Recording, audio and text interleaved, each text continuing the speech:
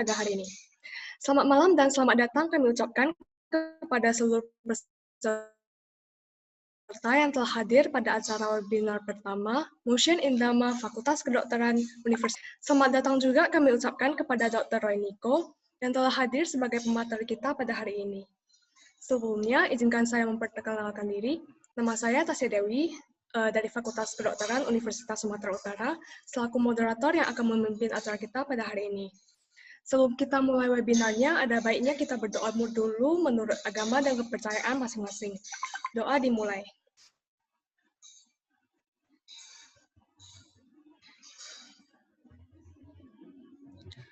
Doa selesai.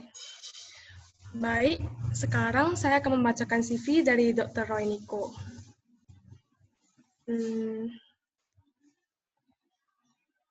Oke.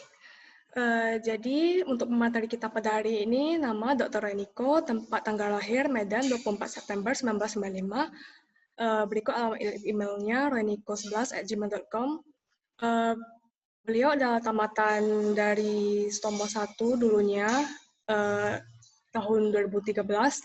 Lalu juga dulunya alumni dari Fakultas Kedokteran Universitas Sumatera Utara juga pada tahun 2019. Untuk prestasi akademiknya, beliau pernah meraih silver medalist PEMA Medical Olympiad Musculoskeletal FKUSU 2015. Lalu ada gold medalist PEMA Medical Olympiad di bidang neuropsikiatri FKUSU 2016. Lalu juga pernah menjadi semifinalis International Medical Olympiad di bidang neuropsikiatri FKUPH 2016. Untuk riwayat pekerjaannya, beliau adalah peserta Dokter Internship Internship Indonesia di RS Arsani Puskesmas Kenanga, Bangka Belitung dari tahun 2019 sampai sekarang. Kemudian founder of Huntington Private UKM PPD juga. Baik. Tanpa berlama-lama lagi, langsung saja kita sambut pemateri kita, Dr. Roy Niko. Waktu dan tempat kami persilahkan, Dokter. Saya share dulu.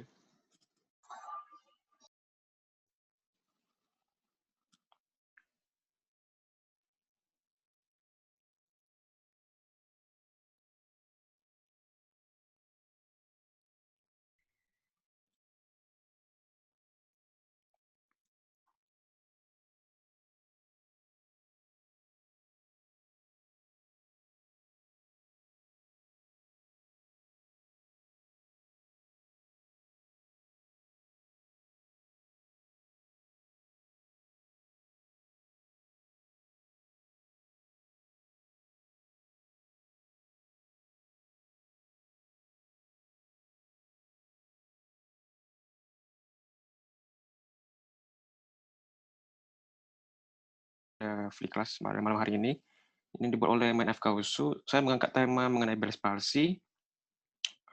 Bell's palsy ini kita ketahui cukup sering kita nanti jumpai pada praktek sehari-hari. Selain itu dia juga termasuk SKDI 4, sehingga kita harus wajib tahu bagaimana mendiagnosa dan bagaimana tata laksana secara mandiri. Baik, berikut saya susun ada 5 outline yang akan membantu kita dalam mempelajari Bell's palsy. Yang pertama adalah mengenai dasar-dasar dari nervus cranialis 7 atau nervus facialis. Kedua adalah apa itu Bell's palsy. Ketiga, bagaimana kita mendiagnosa seseorang terkena Bell's palsy. Keempat adalah bagaimana kita terapi terhadap pasien-pasien dengan Bell's palsy. Yang terakhir adalah informasi apa yang perlu kita berikan kepada pasien-pasien yang terkena Bell's palsy. Kita masuk yang pertama, outline, yaitu mengenai dasar nervus 7. Baik, dasar-dasar dari nervus 7 tentu kita bahas mengenai fisiologi dan anatomi. Fisiologi, kita masuk. Dari fisiologi, kita ketahui ada 3 komponen. Pertama dari motorik, sensorik, dan otonom. Jadi, nervus cranialis 7 itu mempunyai 3 komponen fisiologi, yaitu fungsi motorik, sensorik, dan otonom. Apa aja sih fungsi-fungsinya? Kita ketahui dari motorik, dari namanya aja sudah facialis, artinya dia mempesarafi daerah wajah. Berarti otot-otot bagian wajah yang dipesarafi oleh nervus facialis. Gunanya itu apa? Untuk memberikan ekspresi wajah ataupun mimik wajah ketika seseorang untuk mengekspresikan dirinya. Otot-otot wajah apa saja yang dipesarafi? Kalau kita lihat ada musculus frontalis, yaitu untuk mempesarafi dahi, kemudian ada orbicularis oculi untuk menutup mata, kemudian ada orbicularis oculi untuk menutup mulut, kemudian di buccinator dan risoris untuk tersenyum. Kemudian ada beberapa otot penunjang seperti musculus platysma di leher, dan saya ada menghormat, ini ada satu yaitu musculus stapedius. Musculus stapedius kalau kita kenal dia insersinya berada pada tulang stapes. Tulang stapes itu terletak pada tulang telinga bagian tengah, di mana gambarnya nanti seperti ini. Jadi anggapin telinga bagian luar, ini telinga bagian dalam, ini bagian tengah. Ketika ini namanya stapes, bentuknya seperti ini kurang lebih. Jadi ketika ada bunyi yang datang, gelombang bunyi yang datang, tugas stapes adalah untuk sebagai mengubahnya menjadi gelombang getar, sehingga kita bisa mendengar suara. Ketika kita berada di tempat-tempat yang bising seperti di pesawat, tentu intensitasnya akan tinggi. Maka hantaran yang diberikan oleh si tulang stapes ini akan begitu besar sehingga kita akan muncul sensitivitas yang tinggi terhadap bunyi tersebut sehingga kita merasa risih atau sensitif terhadap suara tersebut. Secara fisiologis kita mempunyai suatu refleks yang dinamakan sebagai refleks stapedius. Refleks stapedius yang diperantarai oleh musculus stapedius yang dipesarafi oleh nervus facialis. Refleks tersebut adalah ketika terjadi bunyi yang tinggi, maka otot tersebut akan mencengkram ujung dari stapes tersebut sehingga dia berhenti bergetar. Sehingga nanti produksi suaranya akan berkurang, sehingga dengan intensitas suara yang tinggi, kita tidak akan terasa bising lagi. Gitu. Jadi fungsi motoriknya cuma dua, yaitu untuk mempersarafi otot-otot wajah dan sebagai mengaktifkan refleks dari stapedius. Oke, kita masuk ke yang kedua, fungsinya berupa sensorik. Kita ketahui sensorik dari nervus facialis ini ada dua organ. Yang pertama adalah bagian lidah, yaitu di bagian lidah kita bagi menjadi dua. Untuk pengecapan, yaitu 2/3 anterior lidah, sepertiga belakangnya dipesarafi oleh nervus 9. Kita bahas adalah mengenai nervus 7, berarti kita bahas mengenai pengecapan 2/3 depan dari lidah. Jadi pengecapan atau taste sensation dari 2/3 lidah itu dipesarafi oleh nervus 7. Kemudian mengenai perasaan organ kedua adalah organ telinga. Jadi untuk somatosensori, yaitu perasaan nyeri, raba, dan suhu, akan dipesarafi oleh nervus 7 juga di daerah telinga. Oke, kita lanjut ke fungsi yang ketiga, yaitu otonom. Pada otonom, kita tahu ini dipengaruhi oleh saraf parasimpatis dan simpatis. Namun pada facialis ini adalah parasimpatis, di mana dia berfungsi untuk produksi air mata dan untuk produksi saliva. Pada lakrimasi, kita ketahui berada ujung efektornya adalah kelenjar lakrimaris yang berada di sisi lateral atas mata. Kemudian submandibularis pada di bawah lidah, yaitu submandibularis dan sublingualis. Jadi kita rangkum fisiologi dari nervus facialis itu ada motorik, ada sensorik, ada otonom. Kalau motorik dia untuk mempesarafi otot-otot wajah untuk ekspresi wajah dan mencetuskan adanya refleks stapedius supaya telinga kita tidak rusak terhadap suara yang terlalu berintensitas tinggi. Kemudian dari sensorik kita ada mempesarafi mengenai pengecapan taste sensation 2/3 lidah, di mana sepertiga belakangnya oleh nervus 9, kemudian ada somatosensori yaitu nyeri suhu dan raba pada daerah telinga, dan terakhir adalah untuk lakrimasi dan salivasi. Oke, kita masuk sekarang ke bagian anatomi. Kita udah tahu fisiologi, sekarang kita masuk ke anatomi. Kalau kita baca buku anatomi, atlasnya, nanti kita bisa menemukan adanya nama-nama seperti nervus facialis dan nervus intermedius. Jadi secara garis besar nervus facialis itu terdiri dari dua komponen ini. Nervus facialis itu sendiri dan nervus intermedius. Nervus facialis dia khususnya untuk membawa serabut-serabut saraf motorik, di mana fungsinya tadi sudah dijelaskan. Kemudian nervus intermedius itu terdiri dari 2 komponen, yaitu terdiri dari komponen sensori dan komponen otonom. Oke. Kita coba bahas mengenai anatomi motorik. Anatomi mulai bahas satu-satu. Bagaimana sih jarasnya mulai dari mana sih sampai bisa ke otot otot ekspresi wajah. Kita ketahui dulu pertama mungkin saraf kranialis ya. Saraf kranialis 7 itu, saraf kranialis kita itu sebenarnya ada 12 pasang, di mana saraf kranialis yang 1 sama kedua itu masuk dalam sistem saraf pusat. Sedangkan 3 sampai 12 itu termasuk dalam sistem saraf yang perifer. Nah, mulai dari 3 sampai 4 itu semuanya nukleusnya berada di batang otak, atau kita namakannya brainstem. Nah, jadi kita bersumbernya dari batang otak. Batang otak ini seperti ini gambarannya. Mulai dari kranial, ada midbrain, otak tengah. Kedua ada pons. Ketiga ada medula oblongata. Oke, inilah kita sebut sebagai batang otak. Sebagai tempat berasalnya nukleus-nukleus dari nervus cranialis mulai dari 3 sampai 12. Oke, di mana pada midbrain ini tempat keluarnya 3 dan 4, sedangkan pons ini 5 sampai 8, sedangkan sisanya yaitu 9 sampai 12 ini dikeluarkan oleh medula oblongata. Sedangkan yang akan kita bahas adalah di sini, yaitu di 7, yaitu di pons. Oke. Di belakang pons ini ada kita organ namanya cerebellum. Nah, di cerebellum ini dia sebenarnya tidak berakhir di sini. Cerebellum sebenarnya berakhir agak di sini, tapi saya potong. Nah, ketika di sini dia membentuk sudut dengan pons yang kita sebut sebagai sudut CPA, cerebropontine angle. Yaitu cerebellum pontine angle, yaitu sudut dibentuk oleh cerebellum dan pons. Kenapa ini penting? Karena di sinilah tempat di sudut inilah tempat keluarnya nervus facialis dari batang otak beserta dengan nervus 8. Dia bersebelahan biasanya. Oke, kita mulai sisi sini sudah. Kita sekarang menjelaskan mengenai sisi sini, yang sisi sebelah kanan. Anatomi ada telinga bagian tengah. Oke. Ada yang kita namanya CAI. CAI ini adalah canalis acousticus internus. Kalau bagian eksternalnya adalah liang telinga.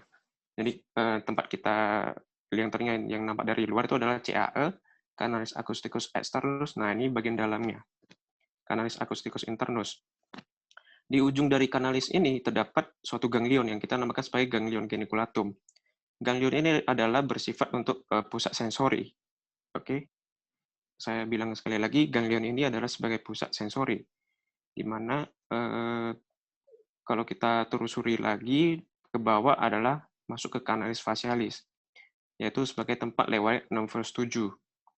Kemudian nanti ada FSM yang namanya adalah foramen stylomastoideus, yaitu berada di antara mastoid di belakang telinga dan depannya ada styloid.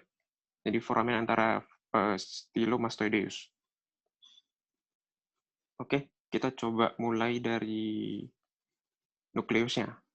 Nah, yang perlu kita hafal ketika kita mengerti mengenai jaras adalah kita ketahui dulu nukleusnya. Jadi nukleus dari facialis untuk motorik adalah nukleus motorik itu sendiri dari nervus 7. Kemudian dia akan keluar, karena tadi kita bilangnya facialis adalah untuk motorik, maka namanya adalah facialis. Kemudian dia masuk melewati CAI, canalis acousticus internus, ketemu dengan ganglion, karena ganglion tadi bersifat sensorik, maka dia tidak akan melakukan sinaps. Ingat ya, karena ini bersifat sensorik, berarti dia tugasnya motorik, berarti bukan tempat yang melakukan sinaps. Dia akan turun, masuk ke dalam canalis facialis. Di sini dia akan memberikan cabang pertama ke musculus stapedius yang tadi, pas di telinga tengah, di mana terdapat tulang-tulang pendengaran. tulang pendengaran kita ada 3, ada malleus, incus, dan stapes. Nah, di stapesnya ini tempat insersi dari musculus stapedius. Gunanya adalah ketika misalnya terjadi lesi di sini, maka akan terbentuk suatu gejala, yaitu yang dinamakan sebagai hiperakusis, yaitu gangguan pendengaran yang terjadi bersifat sensitif terhadap suara-suara yang dianggap normal. Jadi kita anggap normal, tapi orang ini merasa sensitif terhadap suara tersebut. Akibat rusaknya musculus stapes, akibat rusaknya saraf yang menguplai ke musculus stapedius. Kemudian setelah memberikan pencabangan ke musculus stapedius, dia akan berlanjut keluar melewati foramen stylomastoideus, sehingga keluar ke permukaan kulit dan mempersarafi otot-otot ekspresi wajah dan muskulus platisma tadi. Ekspresi wajah tadi itu ada mulai dari dahi, musculus frontalis, ada musculus orbicularis oculi, orbicularis oran, kemudian ada buccinator dan risorius. Oke, perasaan motorik sudah, kita masuk ke yang sensori. Nah, sensori yang pertama tadi adalah pengecapan 2/3 lidah, ya kan, antara 2/3 lidah. Seperti yang tadi saya bilang, kita kenali dulu nukleusnya. Untuk pengecapan kita menggunakan nukleus tractus solitarius. Oke, karena dia tadi sensorik berarti namanya bukan nervus facialis tapi nervus intermedius. Itu aja yang membedakan. Oke, kita coba masuk. Jadi mulai dari 2/3 anterior lidah, rangsangan sensasi manis, asin, dan asam akan diperantari oleh nervus lingualis. Kemudian ini kan berada di rongga mulut. Untuk supaya bisa sensasi diantarkan ke rongga telinga, dia melewati satu nervus yang kita namakan sebagai nervus cauda tympani. Jadi dengan bantuan nervus cauda tympani, dia berada pada telinga tengah, di telinga, di rongga telinga. Kemudian dia akan masuk, karena tadi kita bilang ganglion geniculatum sebagai sensori, maka dia akan melakukan sinaps. Sehingga kita kenali ini dengan ini yang pertama, yaitu mulai dari sini sampai sini. Yaitu first order neuron atau yang pertama, di mana nanti dia akan melakukan sinaps, hantaran tersebut akan dilanjutkan oleh ganglion geniculatum, namanya menjadi nervus intermedius, dan berakhir di nucleus tractus solitarius. Ini yang kita kenal sebagai second order neuron. Ini yang pertama, ini yang kedua. Kemudian nucleus tractus solitarius akan dipancarkan nanti informasi tersebut ke otak besar atau cerebrum. Ini yang nervus ketiga. Jadi begitu, kalau kita berbicara mengenai sensori, ada yang dikenal sebagai first order neuron, second order neuron, third order neuron. Oke. Itu mengenai pengecapan. Sekarang kita mengenai somatosensor yang tadi. Kita mulai dari nukleus yang terlebih dahulu. Nukleus yang berperan adalah nukleus trigeminal. Adalah nukleus trigeminal, di mana nanti akan impuls itu berasal dari telinga, somatosensori, yaitu nyeri, suhu, dan raba, akan dihantarkan dari kanalis acusticus externus atau liang telinga kita, di mana itu berada di telinga bagian luar, kemudian masuk ke telinga bagian tengah, masuk ke bagian telinga dalam, terdapat ganglion geniculatum. Karena dia bersifat sensori, maka dia akan melakukan sinaps di sini. Maka yang sebatas dari sini kita namakan sebagai yang pertama, first order.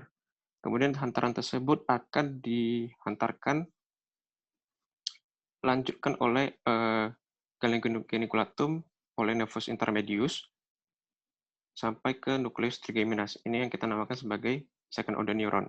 Nanti dari nukleus trigeminal akan dihantarkan ke cerebrum, otot besar yang kita namakan sebagai third order neuron. Oke. Itu saja mengenai somatosensori. Kita ke anatomi yang ketiga, terakhir. Ini adalah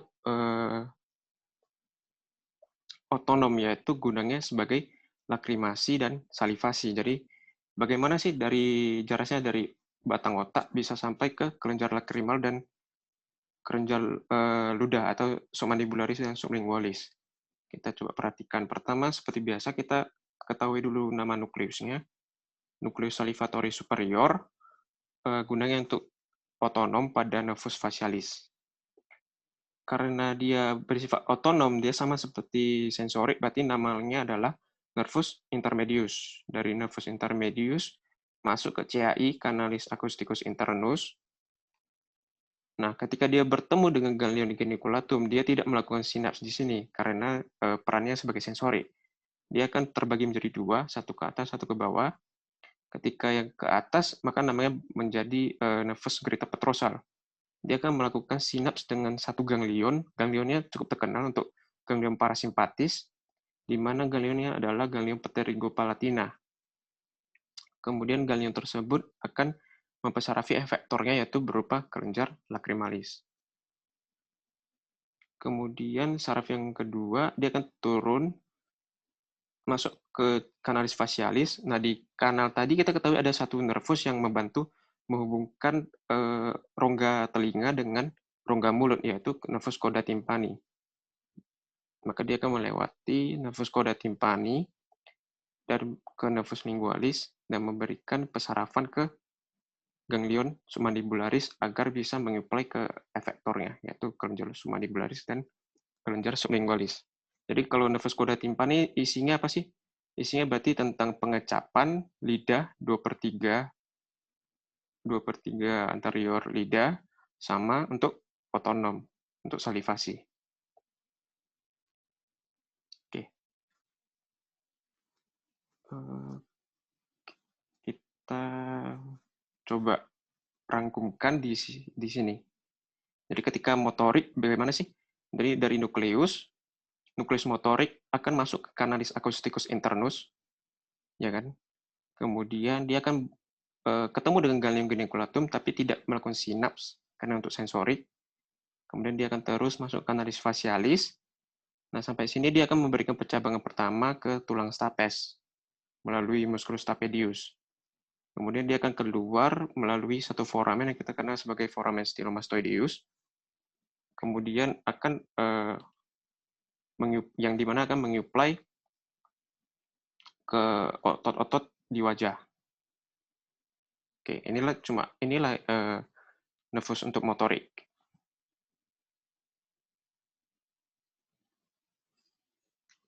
Oke, kemudian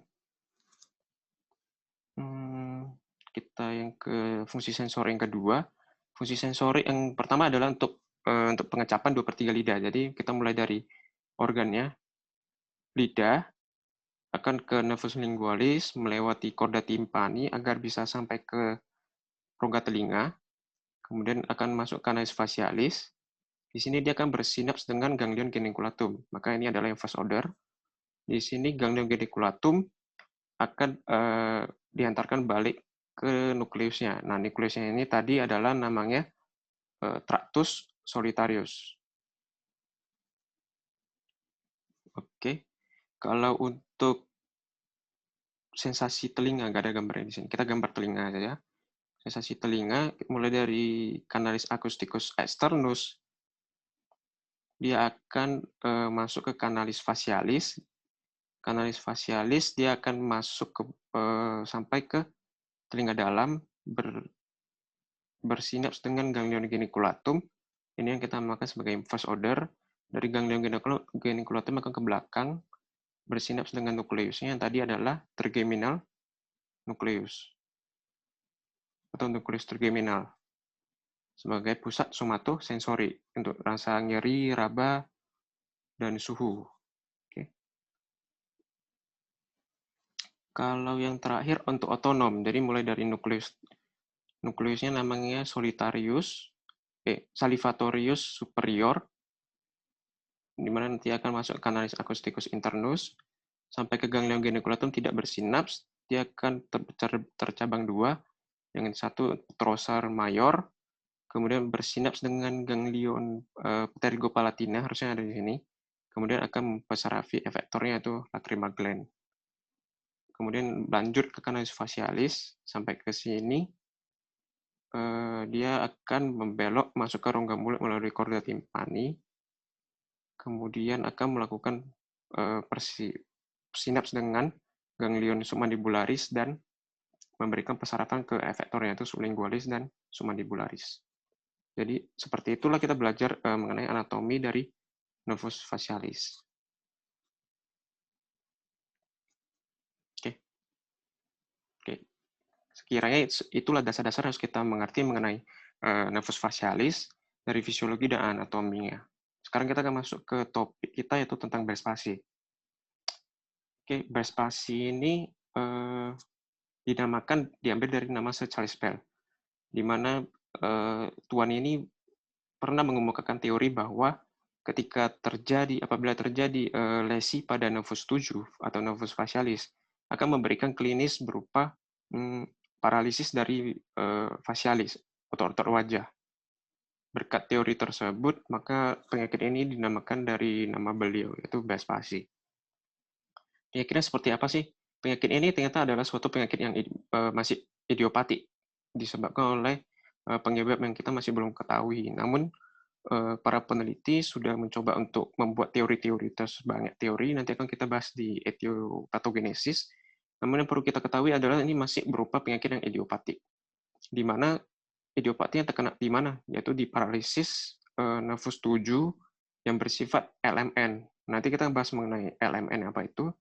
Yang perlu kita ketahui adalah penyakit idiopatik berupa klinisnya paralisis dari nervus 7 saja yang berupa tipe LMN dan tekanannya hanya satu sisi, yaitu bersifat unilateral. Bila terkena bilateral, kita perlu pikirkan diagnosa lain. Hal yang unik adalah kita harus ketahui onsetnya. Onsetnya khas yaitu bersifat akut, yaitu di mana dia kejadian bersifat spontan, dalam hitungan jam sampai dengan 2 hari itu mencapai puncak dari paralisis tersebut. Ingat ya, mulai dari paralisis tipe MN bersifat satu sisi, kemudian kejadian bersifat akut, dan akutnya seperti apa sih? Akutnya dalam hitungan jam sampai 2 hari itu mencapai puncak dari paralisis. Terus ada pertanyaan, apakah sisi wajah sebelah sisi kiri saja yang bisa kena? Sisi kanan gimana? Ternyata prevalensinya sama, kiri dan kanan itu sama. Oke. Kemudian dari faktor usia, semua usia bisa kena penyakit ini. Di mana paling sering kita jumpa pasien pada sekitar range umur 30-50 tahun. Prevalensinya ini seperti 25 orang dalam 100.000 penduduk setiap tahunnya. Kalau kita kumpulkan 6 orang, kita pantau sepanjang umur hidup tersebut, minimal ada satu yang kena. Yang perlu kita ketahui dari belas pasi ini adalah, ini yang paling penting, bahwa penyakit ini bersifat self-limited. Jadi bisa sembuh sendiri penyakit ini. Kalau kita nggak kasih apa-apa pun sembuh sendiri. Tapi persen kesembuhan berapa nanti akan kita bahas di belakang. 80% penyakit ini akan mengalami penyembuhan dalam durasi berapa lama, yaitu dalam beberapa minggu sampai berapa bulan. Oke, tergantung nanti di belakang kan saya jelaskan. Tapi umumnya adalah kebanyakan dalam waktu 3 minggu akan mulai mengalami penyembuhan. Kemudian orang-orang yang beresiko terkena belas pasi itu adalah biasanya orang-orang yang terkena DM, hipertensi, pada ibu hamil juga sering. Kemudian orang-orang yang akan mengalami prognosis lebih buruk itu pada orang-orang dengan usia tua, yang ataupun pada saat paralisis dia paralisisnya langsung komplit, tidak ada langsung terjadi no movement, tidak ada pergerakan sama sekali. Kemudian produksi air mata yang berkurang. Kita tahu tadi kan fungsi dari nervus 7 untuk lakrimasi. Jadi kalau sudah tidak ada produksi air mata yang terjadi, maka akan menyebabkan komplikasi mata, sehingga prognosis akan lebih buruk. Sedangkan kalau ini cukup menarik, ini kalau misalnya kita ketemu pasien belas pasi tapi tidak ada keluhan nyeri telinga, maka akan dimasukkan ke dalam kategori yang prognosis buruk. Ini saya juga masih belum tahu kenapa seperti itu. Namun laporannya memang dari penelitian adalah dideskripsikan yang seperti kalau tidak dijumpai ada nyeri telinga, kita masukkan ke dalam prognosis yang buruk. Oke, itu clear. Nah, berikut ini tadi kan sebenarnya penyebab dari belas pasi adalah idiopatik. Namun para ahli mencoba untuk mengemukakan teorinya. Yang pertama adalah teori iskemia, yaitu diduga akibat adanya dekompresi dari saraf tersebut sehingga mengalami kerusakan saraf. Hal ini cukup mengalami perdebatan mengenai teori ini karena setelah dilakukan dekompresi tidak begitu efektif. Artinya tidak begitu menunjukkan adanya keuntungan yang terhadap penyembuhan atau outcome dari biopsi, sehingga SKM ini masih ragu. Oke. Teori kedua adalah imunologi, yaitu kenapa? Karena dijumpai inflamasi yang diperantari oleh sel-sel MN, sel-sel mononuklear ya, itu seperti makrofag, limfosit. Teori ini cukup digunakan karena terapi dari biopsi adalah ketika dengan menggunakan kortikosteroid sebagai antiinflamasi cukup memberikan benefit yang sangat signifikan. Sedangkan teori ketiga adalah untuk infeksi, karena sering ditemukannya reaktivasi dari herpes simplex, virus atau HSV tipe 1, dan reaktivasi dari varicella zoster virus, di mana teori ini juga cukup memberikan efek yang alasan karena dengan pemberian antiviral kita juga bisa memberikan benefit yang ada benefit yang dilaporkan. Terakhir adalah kasus yang diturunkan atau herediter. Ini dikarenakan telah dilaporkan ada satu keluarga yang mengalami biopsi. Jadi dia bersifat autosomal, diturunkan, namun kasus ini cukup jarang terjadi.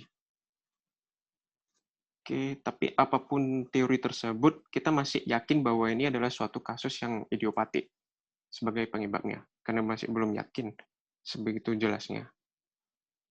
Oke, kita bahas yang tadi mengenai LMN dan UMN. Ada namanya UMN artinya upper motor neuron, satu lagi LMN lower motor neuron. Apa sih itu? Jadi kita kalau ingin melakukan sesuatu, ini kita bicara mengenai motorik. Motorik. Oke, motorik. Kalau kita ingin melakukan sesuatu, tentu sumber idenya itu berada di korteks cerebri atau di otak kita, otak besar. Jadi dari nukleus di otak besar kita akan mengirim impuls, kemudian impuls tersebut akan dihantarkan ke nukleus tersebut atau nukleus lanjutannya, terserah entah di batang otak atau di spinal cord, di medula spinalis. Oke, nah pada kasus ini kita berada di batang otak karena sumber kita nukleusnya berada di batang otak, yaitu nervus facialis. Oke, yang perlu membedakan adalah garis ini. Bila lesinya terjadi sebelum korteks cerebri melakukan sinaps, nukleusnya melakukan sinaps, inilah kita sebut sebagai upper motor neuron. Oke, bila lesinya terjadi sesudah sinaps dari nukleus sampai ke belakang, maka ini yang kita kenal sebagai lower motor neuron. Apa sih? Kok makin bingung ya kan? Kita coba lihat slide berikutnya mungkin akan lebih jelas. Nah, pada nervus facialis kita ketahui ada upper motor neuron dan lower motor neuron. Ini yang tadi kita bilang korteks cerebri, ini adalah batang otak, nervus facialis. Ini adalah otot-otot yang digerakkan tadi. Oke. Kita lihat pesarafannya. Jadi mulai dari coba lihat yang bagian hijau. Coba saraf bagian hijau dia akan mempersarafi, kita ketahui di sisi sebelah, kalau motorik dari otak itu sebelah kiri akan mempersarafi yang sisi sebelah kanan. Nomornya seperti itu. Jadi motorik sebelah kiri akan mempersarafi sisi sebelah kanan. Yang hijau ini adalah untuk pesarafan bagian pipi. Jadi pada facialis itu terbagi dua pesarafannya. Ada pesarafan dahi dan pesarafan pipi. Kalau pesarafan pipi, dia dari sisi kontralateral akan ke bawah. Oke. Kemudian yang bagian dahi, dia akan yang sisi ungu memberikan dari sisi kontralateral, ada dapat. Kemudian sisi ipsilateral juga ternyata memberikan pesarafan ke daerah dahi. Ini yang unik. Jadi ada keterlibatan dari sisi ipsilateral atau sisi kanan yang ikut memberikan pesarafan ke dahi. Hanya dahi saja. Oke. Inilah yang nanti bila mana terjadi, kalau terjadi lesi LMN yaitu sesudah nukleus. Ini kan biopsi, berarti lower motor neuron tadi kita bilangnya. Berarti terjadinya lesinya di sini. maka fungsi dari kedua, dari hijau dan ungu ini akan terjadi paralisis. Jadi dari setengah wajah, dari atas sampai bawah, akan terjadi paralisis. Paralisisnya tipe apa? Tipe lower motor neuron. Oke, sedangkan kalau misalnya lesinya berada di atas, sebelum dia melakukan sinaps dengan nukleus, kita katakan tadi adalah upper motor neuron. Jadi kalau terjadi lesi di sini, maka yang sisi hijau ini akan terjadi paralisis, ya. Kemudian yang ungu tersebut harusnya terjadi paralisis yang sisi kontralateral, tapi karena dahi mendapatkan kesarafan dari sisi yang kanan, maka dahi dari lesi upper akan aman atau normal. Jadi intinya adalah ketika upper atau membedakan upper dan lower adalah kita cuma perlu nengok dari sisi dahi. Dahinya bila normal, kita katakan lesi upper motor neuron pada belas spasi. Tapi kalau dia dahinya cacat atau nggak bisa mengerukkan dahi, maka kita bilang ini adalah lesi lower motor neuron. Oke, ini sangat penting karena inilah sebagai awal kita menentukan diagnosa belas spasi. Bergerak dari definisinya adalah paralisis nervus 7 tipe LMN. Kalau upper motor neuron ini contohnya adalah pasien-pasien yang terkena stroke, yaitu stroke-nya di atas, di otak. Oke, jadi pasien-pasien dengan stroke, dahinya biasanya aman. Hanya terjadi paralisis pada bagian pipi. Sedangkan pada spasi, dari atas sampai bawah mengalami kelemahan. Oke, ini ada satu gambar lagi supaya lebih ngerti. Dari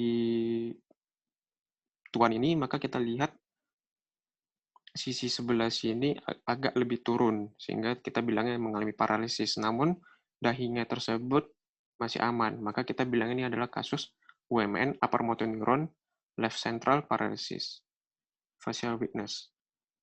Kalau yang sisi sebelah kanan, ini tentu agak turun, agak lemah. Kemudian, dahinya ternyata hilang. Berarti kita bilang unilateral facial weakness, left peripheral facial weakness. Oke. Nah, pada luar motor neuron kita menemukan satu fenomena yang cukup unik, yaitu yang dinamakan dengan Bell's phenomenon. Yaitu ketika kita meminta pasien untuk menutup matanya, mata sebelah sini akan gagal menutup, dan bola mata tersebut akan seakan-akan naik ke atas. Rolling superiorly. Jadi, inilah ketika yang dinamakan dengan Bell's phenomenon yang biasa dijumpai pada lower motor neuron.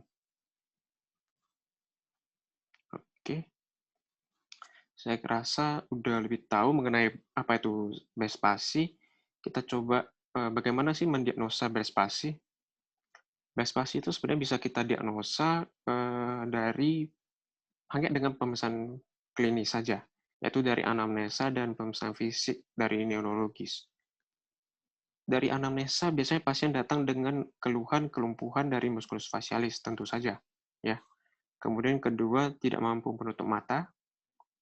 Ketiga adalah keluhan adanya nyeri tajam karena tadi somatosensori itu berada di telinga dan sekitarnya, yaitu di mastoid 60%.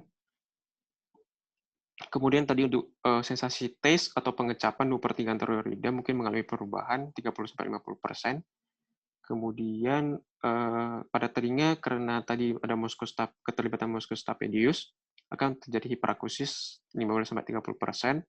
Untuk lakrimasi gangguannya 60%. Nah, ini adalah keluhan yang biasa muncul sesudah terjadinya ketidakmampuan untuk menutup mata, yaitu nyeri okular dan penglihatan kabur akibat keratitis ataupun ulkus. Nah, keluhan-keluhan ini perlu kita tanya adalah onsetnya bagaimana sih? Onsetnya adalah terjadi kasusnya mendadak, akut, spontan, di mana gejalanya mencapai puncak kurang dari 48 jam. Serta mayoritas paresis itu terjadi biasanya pada pagi hari, yaitu ketika pasien bangun tidur sama seperti pasien stroke. Makanya ini DD kuatnya adalah pasien-pasien stroke, karena ketika pada pagi hari, dia akan terjadi kelumpuhan tersebut. Biasanya pasien notisnya seperti itu.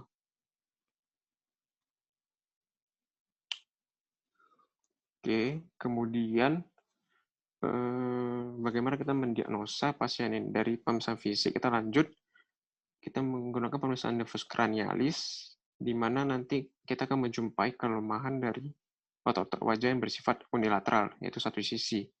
Dan tipenya tipe LMN, ingat. Kemudian kelemahan ini ternyata bisa kita nilai dengan skala Haus-Bregman. Nanti akan kita singgung mengenai Haus-Bregman, yaitu untuk menilai gerakan alis dan mulut. Nyeri pada daerah wajah itu biasanya tidak dijumpai, kecuali pada kasus-kasus yang seperti Ramsay syndrome. Ramsay syndrome ini adalah kasus reaktivasi dari herpes zoster, di mana nanti akan dijumpai vesikel pada sepanjang distribusi nervus 7, sebenarnya ada keterlibatan nervus 8 juga. Yaitu nanti pada Ramsay syndrome, herpes zoster ini kita ketahui adalah penyakit cacar ya. Penyakit cacar yang dia sebenarnya varicella zoster. Varicella itu kan cacar air. Kalau zoster biasanya adalah akibat reaktivasi dari virus varicella zoster. Dia biasa menyerang sesuai dengan dermatom saraf. Nah, pada ini adalah dermatom saraf nervus 7 dan keterlibatan dari nervus 8 biasanya. Sedangkan kalau dari mata, kita bagi menjadi komplikasi awal, yaitu adanya lagophthalmos, artinya ketidakmampuan untuk menutup mata. Kemudian ada corneal exposure, keratitis, ada gangguan retraksi dari kelopak mata bagian atas, kemudian ada penurunan sekresi air mata, untuk lakrimasi, kemudian hilangnya lipatan nasolabial yang sebelah sini, kemudian erosi kornea dan infeksi dari mata, ini kasusnya jarang. Kemudian, nah ini yang paling sering adalah terjadinya ini yang menjadi suatu morbiditas, yaitu manifestasi okular lanjut, berupa regenerasi dari aberran saraf facialis dengan sinkinesis motorik. Aberran ini artinya tidak normal. Tentu sarafnya akan mengalami regenerasi atau perbaikan saraf, tapi tidak normal dari saraf facialis, sehingga terjadi sinkinesis. Sinkinesis itu artinya seperti ini, sinkinesis motorik. Ketika kita minta pasien untuk berkedip, pasien akan berkedip misalnya. Namun nanti akan otot yang di daerah mulut tersebut akan berdenyut. Jadi harusnya otot yang tidak kontraksi akan ikut terlibat kontraksi akibat gagalnya atau salah programming dari saraf tersebut ketika mengalami regenerasi. Oke, contoh kasus yang kedua adalah ketika kita meminta pasien untuk tersenyum, maka mata tersebut akan terjadi kedutan gitu. Ya, itu yang terjadi pada sinkinesis. Gangguan program ketika terjadi regenerasi saraf cranialis yang ketujuh. Kemudian ada sinkinesis otonom. Sinkinesis otonom ini adalah paling sering kita dengar sebagai crocodile tears atau air mata buaya. Ya. Crocodile tears ini adalah ketika pasien terangsang untuk keluar salivasi atau ketika pasien makan, mengunyah, maka secara tidak langsung otonom yang lain akan berfungsi. Otonom lainnya yaitu lakrimasi. Pasien akan mulai menangis. Oke. Ini yang terjadi akibat secara regenerasi saraf juga pada jaras otonom. Oke. Nah, ini sekilas mengenai skala Haus-Bregman. Kita kenal ini skala Haus-Bregman kita bagi menjadi 6. Skala ini sangat penting karena kita gunanya untuk terapi dari 1 sampai 6. Kalau 1 itu semuanya normal. Kalau 2 itu kita cukup nengok gambar ini, yaitu pasien ketika kita meminta untuk menutup mata, dia akan dapat menutup mata, namun dengan sedikit usaha. Ketika yang ketiga adalah ketika kita meminta pasien untuk menutup mata, maka dia akan tetap dapat menutup mata, tapi dengan usaha. Yang tadi cukup sedikit, minimal effort, yang ini harus dengan usaha. Yang keempat adalah pasien gagal untuk menutup mata. Jadi nampak skleranya atau nampak bagian putih dari mata. Jadi mulai dari 4 ke bawah ini sudah terjadi kegagalan dalam menutup mata. Kemudian bagaimana sih membedakan 4 sama 5? Adalah ketika kita lihat dari sisi istirahat, yaitu pada sisi istirahat, pasien sudah nampak asimetri, sedangkan pada saat yang keempat dia masih nampak simetris.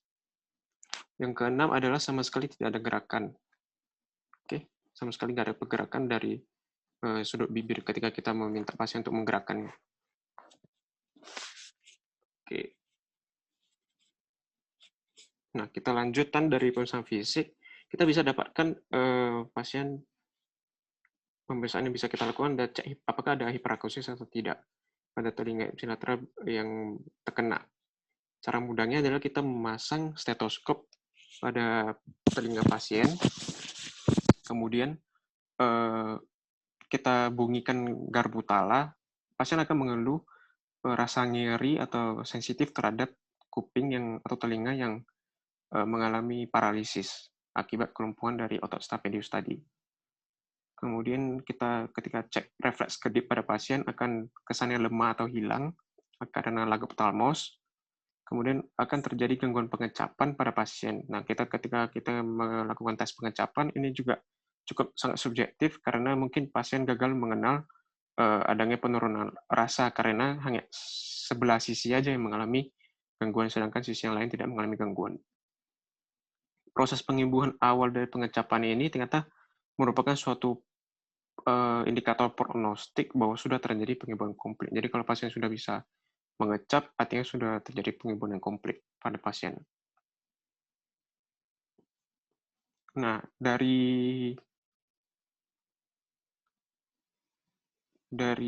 anamnesis dan pemfis tadi yang sudah kita lakukan, diagnosis sudah kita bisa tegakkan. Jadi sebenarnya tidak perlu penunjang apa yang lain, hanya dengan anamnesis dan pemeriksaan fisik saja sudah bisa. Tapi kita ada beberapa petunjuk agar kita supaya lebih yakin untuk mendiagnosa. Yang pertama adalah onsetnya seperti kita ketahui tadi harus mendadak dari parasis facies unilateral yang bersifat lower motor neuron.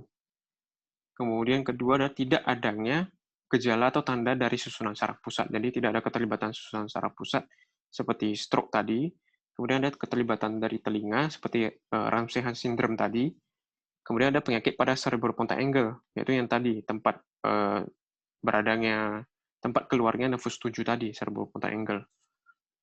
Jika terdapat kelumpuhan pada saraf kranias yang lain atau keterlibatan dari saraf kranias lain selain nervus 7, ataupun keterlibatan kelumpuhan ekstremitas motorik, pasien jadi nggak bisa jalan, atau gangguan sensori, tangan kaki pasien kebas, maka kita harus pikirkan penyakit neurologis lain seperti stroke, GBS, meningitis, ataupun tumor. Oke, ini nggak mungkin kita bahas satu-satu di sini. Yang kita perlu ketahui adalah bagaimana mendiagnosa Bell's palsy dari gejala dan dari mengikirkan DD lain. Oke. Ada beberapa yang menjadi indikator ketika kita melakukan pemeriksaan penunjang. Boleh kita lakukan cek darah rutin agar untuk mengikirkan apakah ini ada keterlibatan proses sistemik seperti infeksi. Kemudian kita boleh pemeriksaan gula darah supaya nengok apakah ada faktor resiko DM atau tidak. Kemudian ada kita pemeriksaan EMG untuk menentukan prognosis di sini EMG sebagai penunjang, bukan untuk sebagai diagnostik. Kemudian dari MRI kepala nanti akan kita bahas, yaitu gunanya adalah jika curiga lesinya sentral baru kita melakukan pemeriksaan MRI, di mana nanti akan kita dapat gambaran enhancement dari nervus facialis. Nah, sebelah sini gelap, yang sini mengalami enhancement sama seperti ini. Di mana dengan kontras dia akan mengingat kontras tersebut.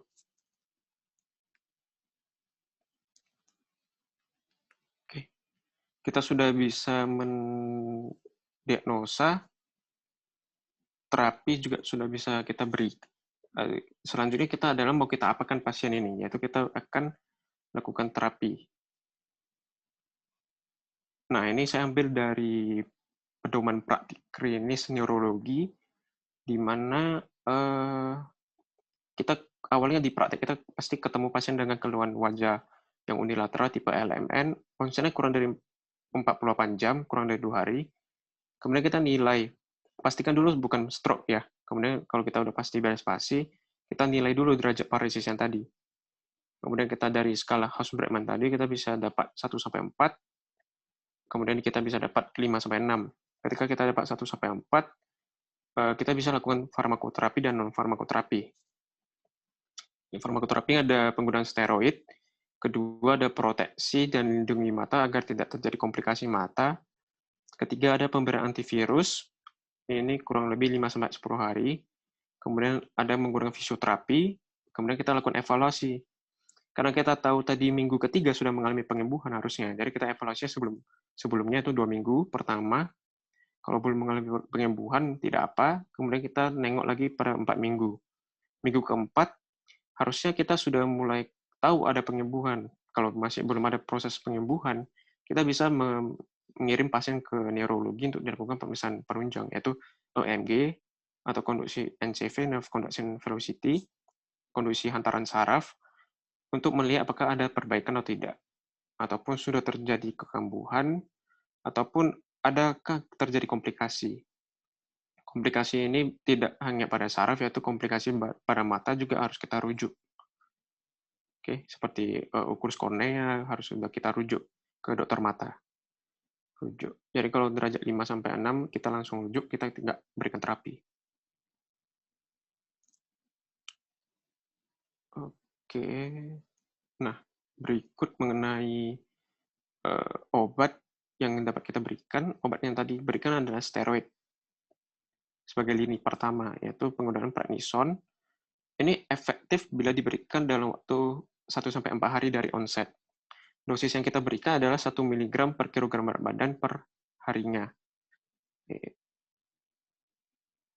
Dosis yang kita berikan adalah 1 mg per kilogram badan per harinya. Maksimal dosis adalah 60 mg per hari.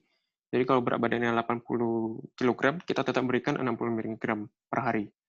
Pemberian dilakukan selama 5-6 hari, diikuti dengan penurunan dosis yang bertahap. Artinya kita tapering off. 10 mg, misalnya kita berikan 60 mg selama 5 hari, hari ke-6 kita udah mulai turunkan jadi 50 mg per hari selama 5 hari berikutnya, kemudian setelah 5 hari kita turunkan lagi jadi 40 sampai dosisnya habis. Pemberian antiviral sebagai lini kedua adalah acyclovir biasanya, tapi ini masih kontroversial mengenai efikasinya, nanti akan saya bahas di belakang. Dosisnya biasa adalah 5 kali 400 mg per hari selama 10 hari. Bila curiga infeksi herpes zoster, maka kita bisa berikan dosis 2 kali lipat, yaitu 5 kali 800 mg per hari selama 10 hari juga.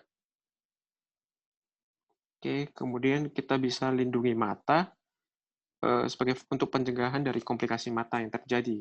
Intinya adalah agar mata tidak kering, yaitu pemberian lubrikasi okular dan topikal, penggunaan air mata buatan, artificial tears pada siang hari, dapat mencegah terjadi corneal exposure. Pada malam hari kita bisa menyarankan pasien untuk menutup matanya dengan selotip ataupun menggunakan penutup mata seperti bajak laut itu yang digunakan. Kemudian ada fisioterapi ataupun akupuntur yang terakhir, yaitu gunanya adalah untuk mempercepat perbaikan ataupun untuk menurunkan sequelae dari beres pasi. Terapi komplikasi. Nah, tidak semua pasien itu datang ke kita dalam keadaan awal. Jadi pasien bisa saja datang ke kita dalam keadaan sudah komplikasi. Jadi pasien datang sudah lama kejadiannya, pasien datang dengan kontraktur dan skinesis, mau berobat. Saran yang bisa kita lakukan adalah, kalau kasusnya kontraktur dan skinesis, adalah penggunaan injeksi toksin botulinum. Jadi diinjeksi di wajahnya, gunanya untuk meningkatkan kontraktur dan skinesis. Ini cukup bermanfaat. Jadi nggak kita belikan ini lagi, soalnya respon inflamasinya tadi sudah lewat.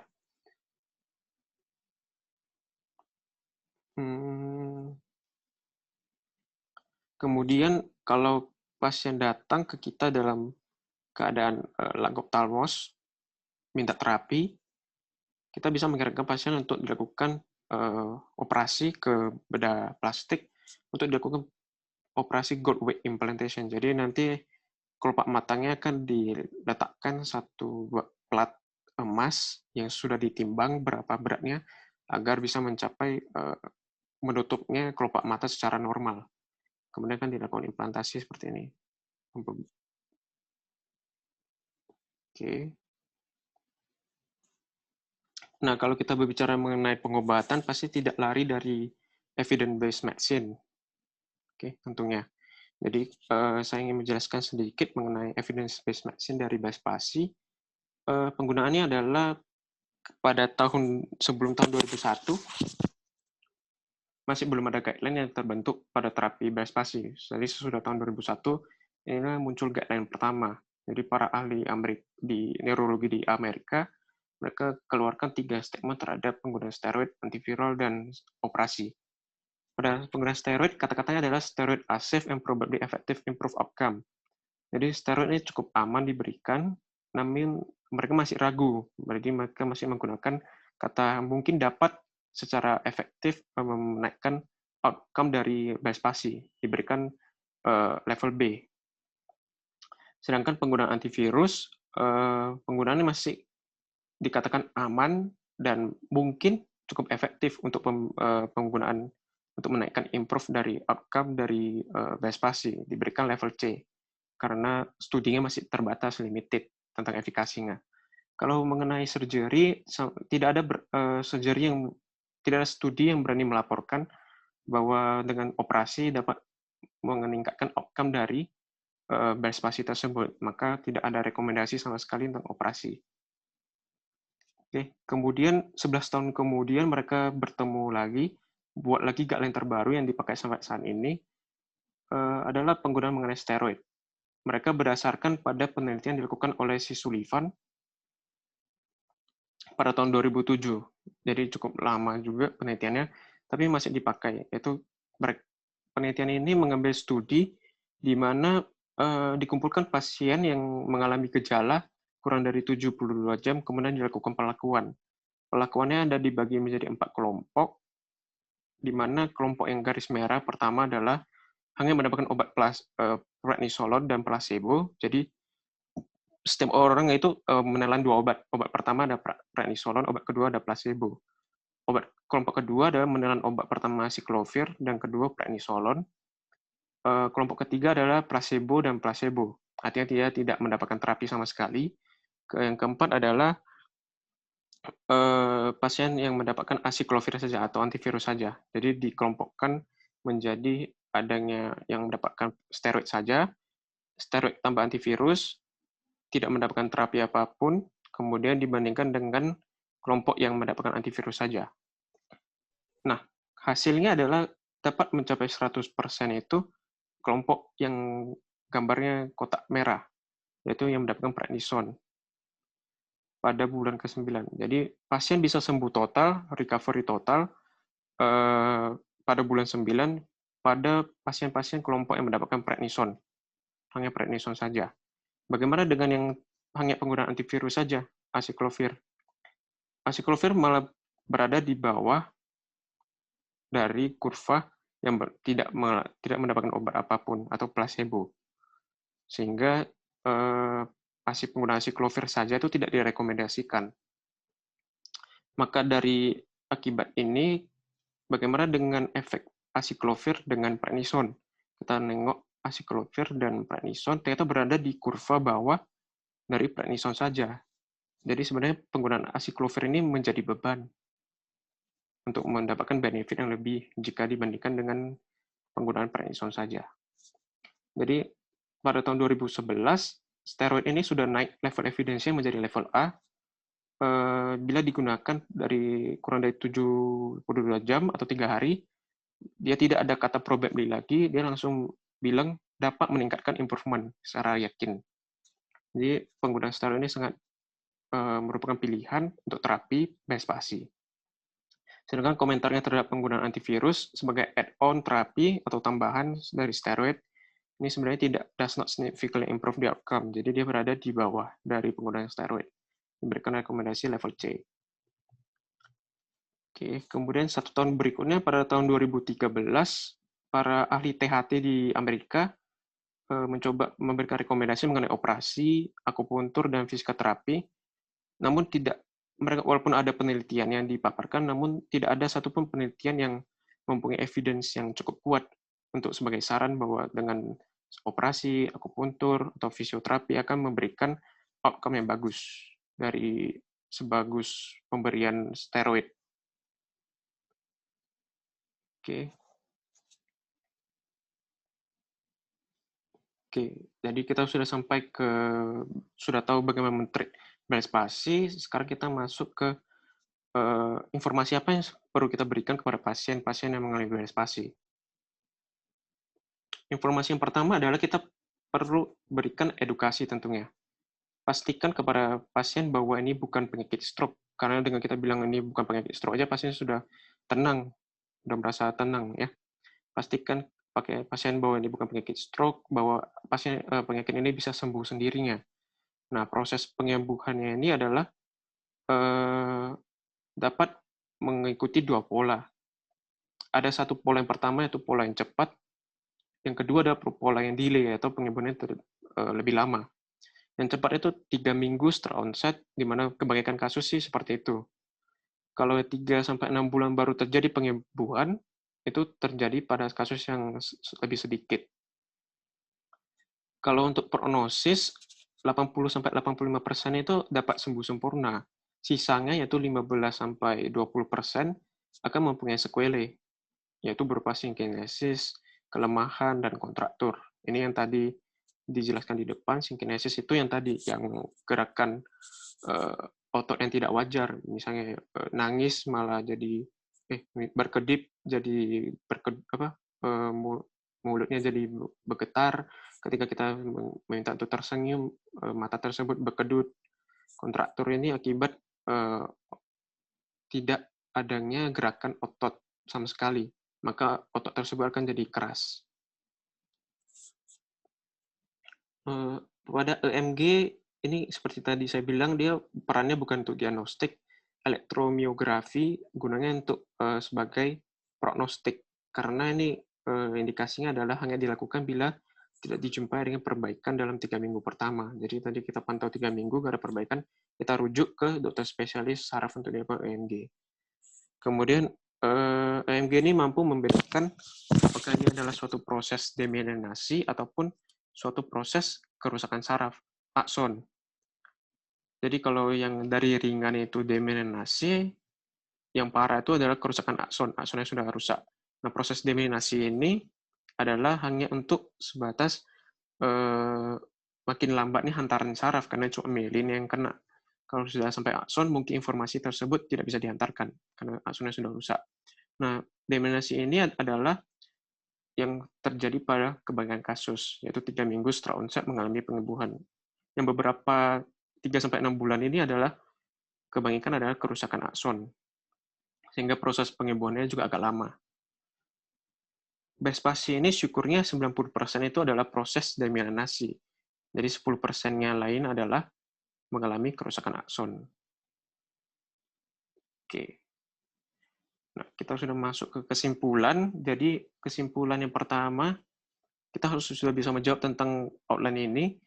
Dasar-dasar dari nervus cranius 7 adalah fungsinya, yaitu fungsi mengenai 3 tadi. Ada komponen motorik, ada komponen sensorik, ada komponen otonom.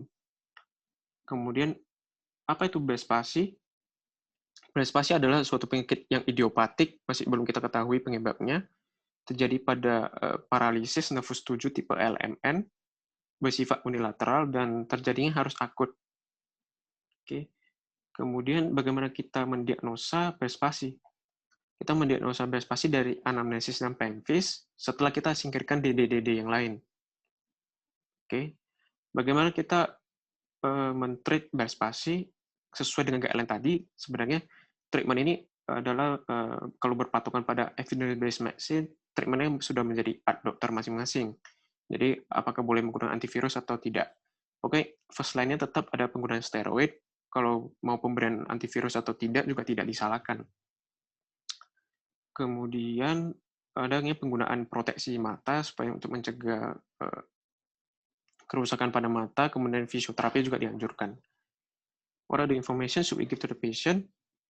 Pastikan bahwa ini bukan penyakit stroke kepada pasien. Kita sampaikan, kemudian sampaikan juga tentang kesembuhannya. Bagaimana sih kesembuhannya? berapa persen sih yang bisa sembuh gitu ya.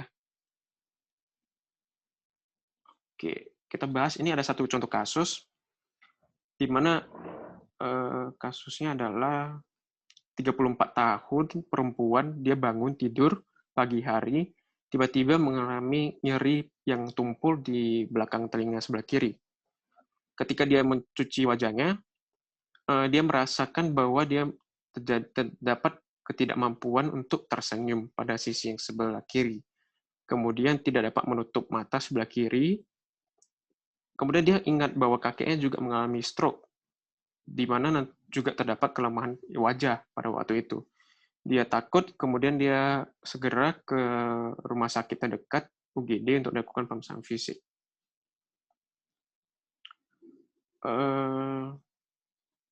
Dari hasil pemeriksaan fisik, kita dapatkan bahwa pasien memang tidak dapat tersenyum, tidak dapat menutup kelopak mata, kemudian tidak dapat mengerukkan dahi sebelah kiri. Berarti kalau dahinya terkena, kita bilangnya adalah lower motor neuron.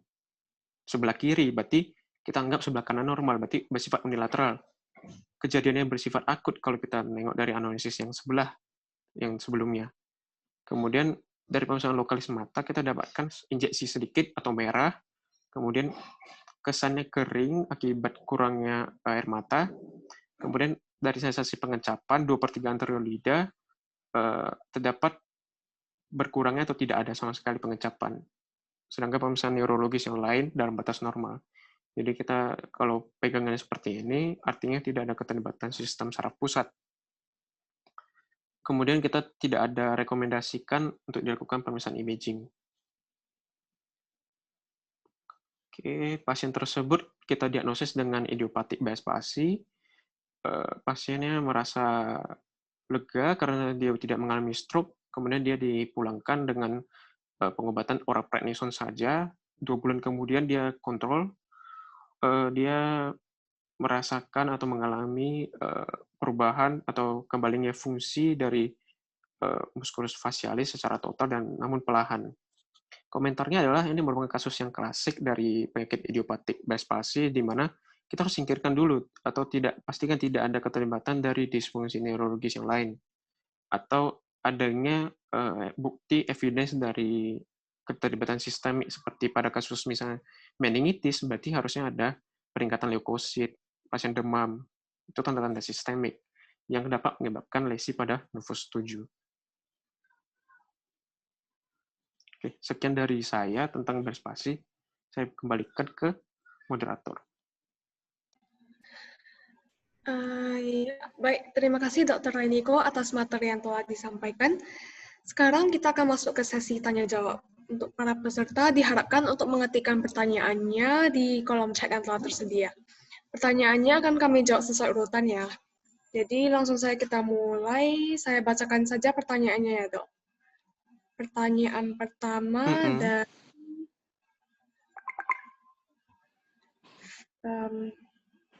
dari Felicia Jesslyn. Selamat malam dokter, izin bertanya dok, di awal slide tentang Bell's palsy ada dipaparkan mengenai faktor resikonya adalah diabetes mellitus, hipertensi, dan hamil. Kira-kira mekanisme terjadinya bagaimana ya dok? Terima kasih sebelumnya dok. Baik-baik. Kalau mengenai mekanisme bagaimana bisa terjadinya, ini masih banyak teori sih yang untuk mengeluarkannya, tapi informasi yang saya baca sih, kalau pasien-pasien yang DM ini memang agak nggak sedikit yang kita bisa tahu. Tapi kalau dari hipotensi, mungkin lebih ke arah swelling. Soalnya ketika dia melewati facial kanal itu terlalu sempit. Jadi karena sempit, ketika dia jaraknya lewat dari facial kanal, sedikit saja edema yang terjadi dapat memberikan klinis Bell's palsy. Kalau teorinya akibat pembengkakan atau edema dari hipertensi. Kalau ibu hamil memang lebih rentan untuk terjadinya pembengkakan. Begitu. Saya rasa itu jawaban yang bisa saya kasih. Oke, baik. Terima kasih. Untuk pertanyaan selanjutnya dari Ivana. Selamat malam, Dok. Perkenalkan, nama saya Ivana dari Sampuk 19 FKUSU. Izin bertanya, Apakah penderita DM juga perlu diberi steroid sebagai terapi? Terima kasih, Dok. Oke, nah ini pertanyaan cukup menarik. Eh, karena kita tahu kalau kita menggunakan steroid, kita cukup mengganggu dari proses eh, tentang gluconeogenesis karena kita menggunakan steroid. Tapi tetap kita berikan steroid karena terdapat benefit pada penggunaan steroid pada pasien-pasien dengan DM. Jadi memang ada jurnalnya mengatakan bahwa pasien DM juga kita berikan dengan catatan kontrol obat DM-nya juga tetap dilanjutkan. Jadi obat DM kontrol kadar gula darahnya tetap kita kontrol dengan obat DM sembari kita menggunakan steroid juga sebagai untuk terapi beres passing ya. Saya rasa itu saja. Oke, untuk pertanyaan selanjutnya dari Brian Albert. Malam, Dok. Saya Brian, mahasiswa FKUSU. Mau tanya, untuk terapi apakah perlu diberi vitamin B untuk perbaikan saraf? Terima kasih. Nah, ini menarik. Siapa ini yang nanya? Dari Brian, Siapa tadi yang nanya? Brian Albert. Nah, kalau kita baca guideline mengenai vitamin, kalau kita baca guideline yang pedoman berdasarkan yang Amerika tadi, yang terakhir tahun 2012, mereka sama sekali tidak mau menyinggung mengenai vitamin. Jadi vitamin itu sama sekali tidak direkomendasikan oleh mereka sebagai penggunaan vitamin yang kita maksud ini vitamin B12, injeksi IM di pantat biasanya. Pemberian injeksi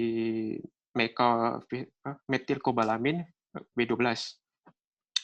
Mereka tidak menganut pemberian vitamin, namun kalau kita baca guideline dari Cina, mereka menggunakan vitamin B12 sebagai guideline mereka penggunaannya.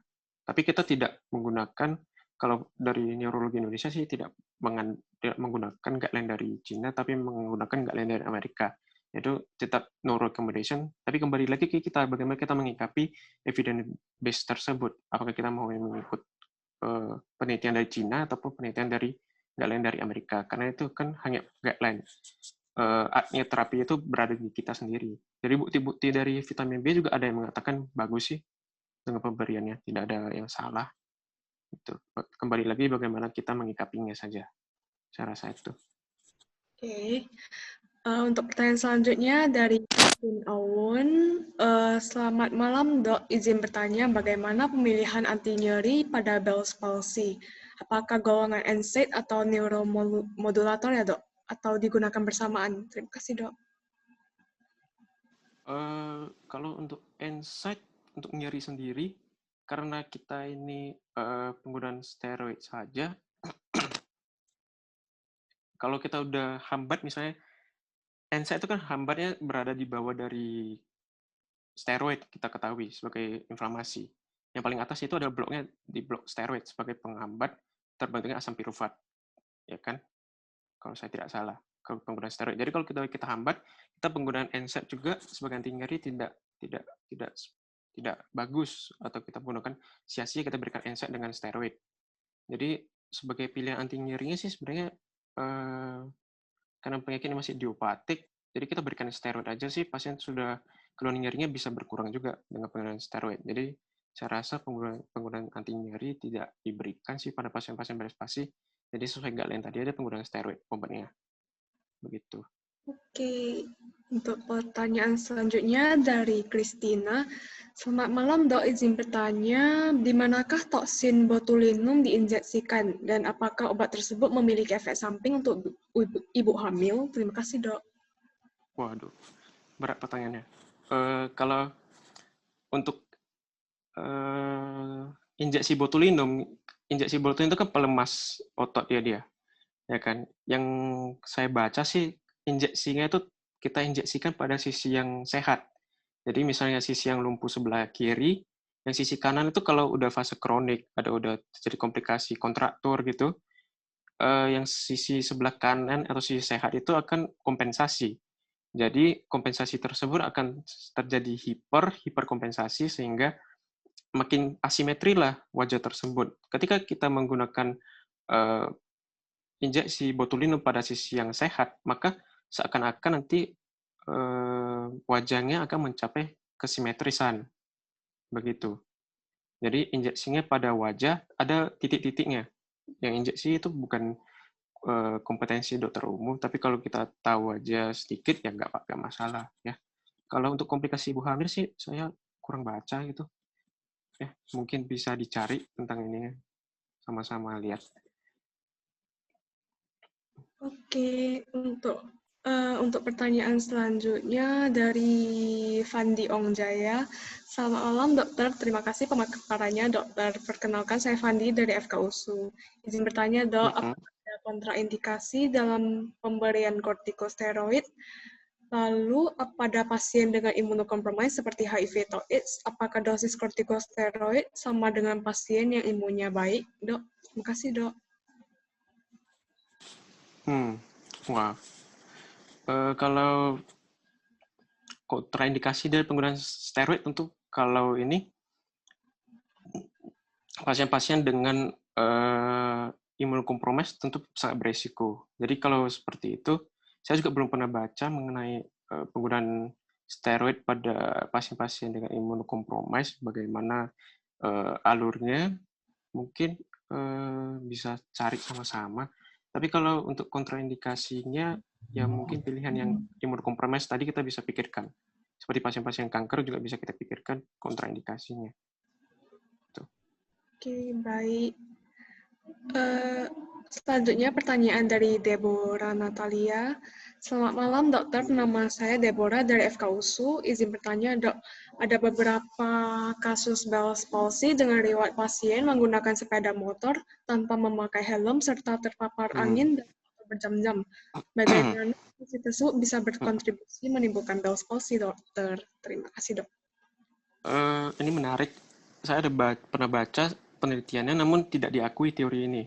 Teorinya adalah ketika terjadi paparan angin, maka akan terjadi vasokonstriksi. Jadi, akan terjadi iskemia dari saraf tersebut, sehingga akan memberikan klinis Bell's palsy. Namun, ternyata kejadian terpapar angin itu tidak pernah dianggap ada. Jadi, penyakit ini masih paling kuat adalah idiopatik jawabannya.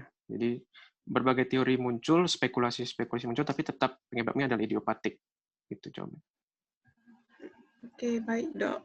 Ini ada pertanyaan dari Monica. Selamat malam dok, izin bertanya dok, saya Monica dari FK UMI. Untuk antivirus tadi dok, itu dipakai bersamaan dengan lini 1 atau sebagai lini kedua ya dok? Terima kasih dok. Oke, kalau kita antivirus ya tadi bicaranya. Kalau kita antivirus, ini first line-nya tetap, kalau kita nengok penelitian dari Sullivan tadi, penelitiannya mengatakan bahwa prednison sebagai lini pertama, nggak lain dari Amerika juga bilangnya prednison itu sebagai lini pertama, sedangkan antivirus itu sebagai add-on terapi saja. Jadi bukan secondary terapi, bukan nggak boleh lini kedua, nggak boleh pemberian antivirus saja sebagai terapi Bell's palsy. Jadi harus dia bersifat add-on terapi ditambahkan dengan steroid. Jadi bersifat pelengkap terapi. Begitu. Oke, baik dok. Tadi adalah pertanyaan terakhir. Jadi untuk sesi tanya jawab kita juga sudah berakhir. Maka berakhirlah juga webinar kita pada hari ini. Tapi sebelum itu, untuk para peserta diharapkan untuk membuka kameranya masing-masing, karena sekarang kita akan masuk ke sesi dokumentasi. Jadi untuk para peserta, boleh silakan dibuka kameranya, kita foto-foto sebentar.